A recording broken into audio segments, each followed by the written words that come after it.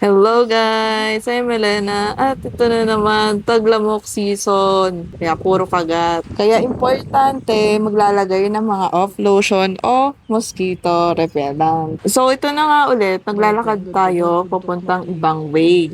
Sa loob pa rin to ng subdivision namin. 'Di ba ang ganda ng view? Yan yung bundok makiling guys. Isa sa mga inspirasyon ko para maglakad lagi yung view na yan. From 59 kilo to 55 kilo, nabawasan ako ng 4 kilo. Ang technique ko lagi dyan ay maglakad tuwing umaga tapos gabi. So, lagi ko chinecheck din yung swimming pool dyan sa subdivision namin kasi gusto ko na din talagang maglangoy. Kuda, punta nyo na yung e-bike namin. Hindi pa namin nagagamit ulit yung So ngayon e-bike. guys, maglalakad ulit tayo. Dahil kakagising ko lang. And every poste, may ihi. Guys, lagi i-check kung merong pinagbabahayan ng mga kitikite. Kasi ang area na may mga tubig ay possible na magkameron ng lamok. Lalo na ngayon na maulan, tapos madamo. Kaya dapat every time na lalabas kayo ay may dala kayong off lotion or magsuot kayo ng mga mahahabang damit. Pero nga pala ako napansin na pusa na parang gusto kami bulatin. Pero nakita ko na siya. Yung pusang yan, oh. Gaabang, oh. Para kami susugurin, oh. Binabantayan sila ate. Mukha naman siyang mabait, guys. So, nagmamasid-masid lang talaga siya. Umalis na siya.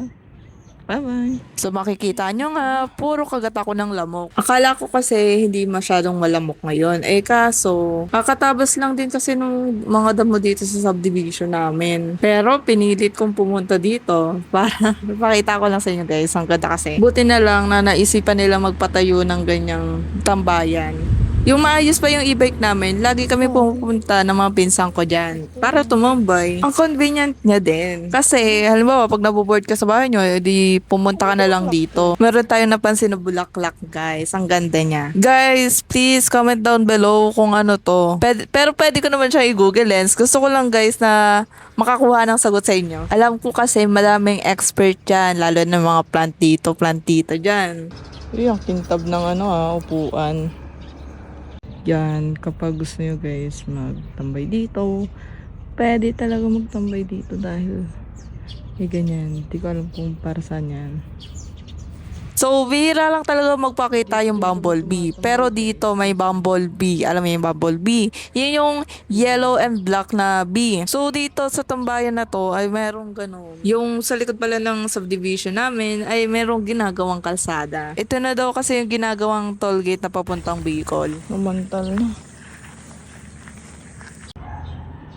Guys, may aso doon. Paano yan? Tara. So, meron na pala kaming nakasalubong na aso na walang tali. Mag-aano po yan?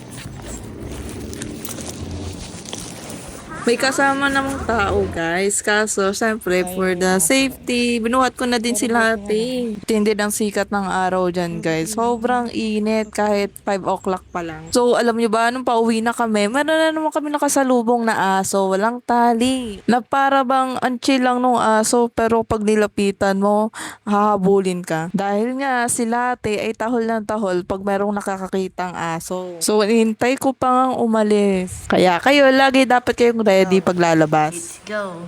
Let's go.